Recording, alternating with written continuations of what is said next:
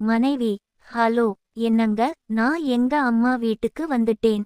உப்புமா ஹாட்பாக்ஸ்ல வெச்சிருக்கேன். மதியம் சாப்பிட்டக்கோங்க.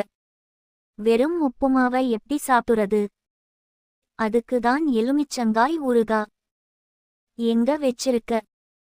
எதுக்கு பறக்கறீங்க? டயட்ல இருக்கும்போது ஊறுகா சாப்பிடக்கூடாது. அதுக்கு தான் உங்க வாட்ஸ்அப்புக்கு ஊறுகா போட்டோ அனுப்பியிருக்கேன். பார்த்துக்கிட்டே சாப்பிடுங்க. அப்புறம் இன்னொரு விஷயம். என்ன? காலையில அப்பள மாமா வந்து சொல்ல சொல்ல கேட்காம 3 முறுக்கு பாக்கெட்ட குடுத்துட்டு போனார். சமய கட்டோட மேல் ரேக்குல 4வது சம்படத்துல வெச்சிருக்கேன். எடுத்துடாதீங்க. டயட்ல இருக்கும்போது முறுக்கு சாப்பிட கூடாதுன்னு எனக்கும் தெரியும். நான் என்ன அவ்ளோ ரோஷம் கெட்டவனா? நீ போன வெயி, எனக்கு பசிக்குது. கொஞ்ச நேரத்துல திரும்ப கால் பண்ணி கூப்ட்டு, ஏம்பா, நல்லா யோசனை பண்ணி சொல்லு, முறுக்கு பேக்கட்ட 4வது சம்படத்துலயா வெச்ச? ரோஷமுள்ள ஆளுக்கு எந்த சம்படத்துல முறுக்க வெச்சாதான் என்ன ஆகப்போகுது?